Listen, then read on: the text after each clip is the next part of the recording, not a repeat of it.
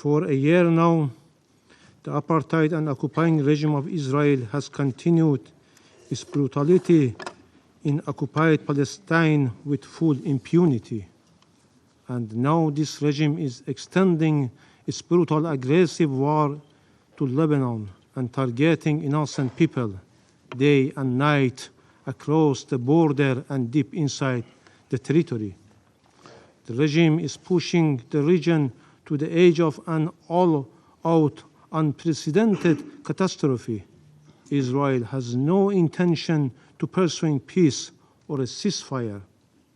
Regrettably, the UN Security Council has remained paralyzed due to the United States' obstruction of any effective decision by this body.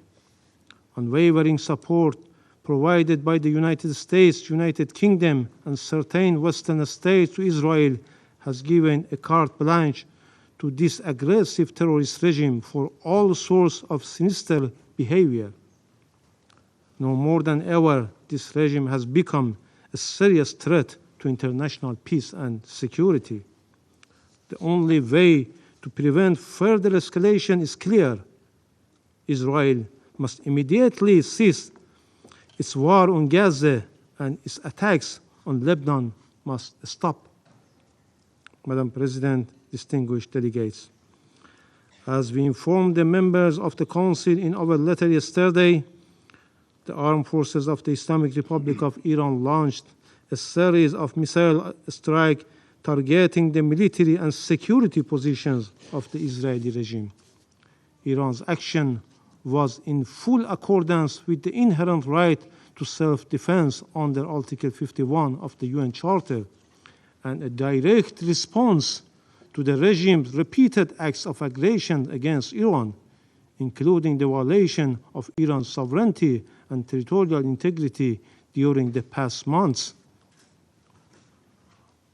Our invocation of the right of self-defense, followed by an extended period of restraint, reflects Iran's responsible approach to regional and international peace and security at a time when the illegal action and genocide carried out by this occupying apartheid regime against the Palestinian people, as well as its repeated military aggression against Lebanon and Syria, continue. Iran's missile strikes were a necessary and proportionate response to Israeli continued terrorist aggressive acts over the past 2 months. This includes the violation of Iran's sovereignty, the assassination of political leader of Hamas in Tehran and Iranian citizens, the targeting and wandering Iran's ambassador to Lebanon, and to recent assassination of Saied Hassan Nasrallah, the leader of the resistance and Secretary General of Hezbollah, and General Abbas Nilfroushan, an Iranian military advisor in Beirut.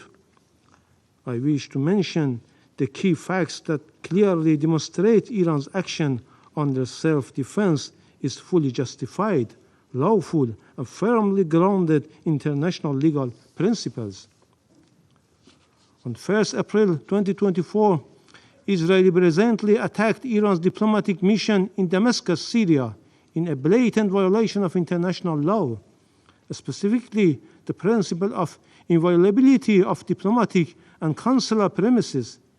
Iran immediately sought the Council's condemnation. What was this body's response? Nothing. Rather than condemning Israel's act of aggression, the Council merely called for Iran's restraint and even refrained from issuing a press statement proposed by Russia. After 10 days of silence from the Security Council, Iran has no choice but to use its inherent right under international law to respond to this severe violation. On 31st July 2024, Israel committed yet another act of aggression by assassination Mr. Ismail Haniyeh, Hamas political leader and the former Prime Minister of Palestine, while he was an official guest of the Iranian government in Tehran. This was a flagrant breach of Iran's national sovereignty and territorial integrity. Despite Iran's call for action, the Council again failed to act. Meanwhile, several states, including the United States, urged Iran to maintain restraint, citing ongoing ceasefire negotiations. We respected these calls for diplomacy, yet no ceasefire materialized and Israel only grew bolder.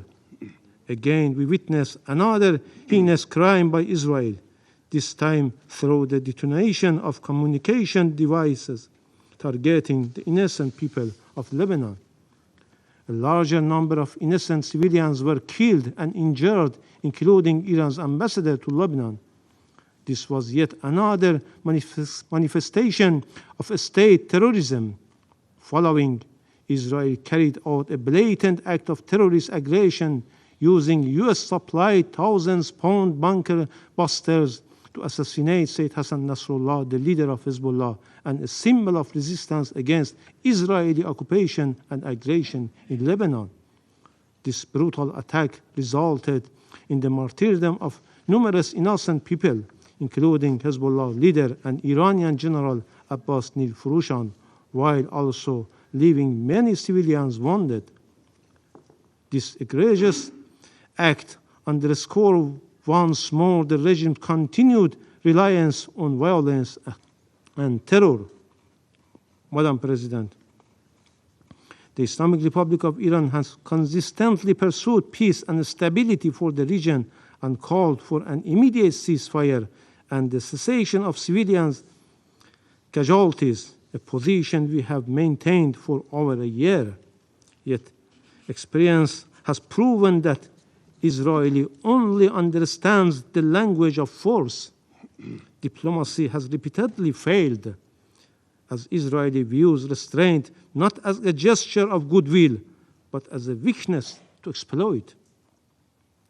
Each act of restraint taken by Iran has only emboldened Israel to commit even greater crimes and more acts of aggression. Consequently, Iran's response was necessary to restore balance and deterrence.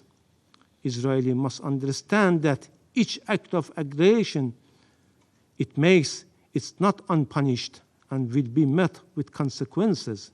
This is the cost this regime must bear. Contrary to the regime which consistently considered innocent civilians and civilian infrastructure as legitimate target for aggression and massacre, Iran's response has only targeted the regime's military and security installation with its defensive missile strike, because the Islamic Republic of Iran is grounded in ethical principles and noble teaching of Islam and full compliance with the principles of distinction under international humanitarian law. Madam President, distinguished delegates, the international community cannot afford to remain silent. We reiterate our call on this Council to respond with urgency and determination. The Security Council must intervene to stop Israeli continued aggression and war crimes against Lebanon, Gaza, and Syria, and to prevent the situation from escalating into a full-scale regional war. Furthermore, the Security Council must force Israel to comply with its obligation on the resolution this body adopted. Israel must fully implement Resolution 1701. Finally, Madam President, we strongly warn against any further act of aggression by Israeli terrorist regime against our national security and vital interests. Iran is fully prepared to take further defensive measures if necessary to protect its legitimate interests and defend its territorial integrity and sovereignty against any act of military aggressions and the illegal use of force. In this regard, Iran will have no hesitation. In conclusion, the regime of the United States and the United Kingdom regime, notorious enablers of the Israeli regime, along with France, have once again cynically attempted to justify Israeli heinous crimes under the guise of self-defense, shifting the blame onto Iran. While the Israeli regime must be held accountable for the atrocity crimes and cannot disregard the U.S. complicity in Israel's crimes. Israel's warmongering relies on U.S. regime, military support and political backing. American weapons constitute the major part of Israeli weaponry and ammunition used in Gaza, and therefore the United States is implicated in every aspect of Israel's atrocity.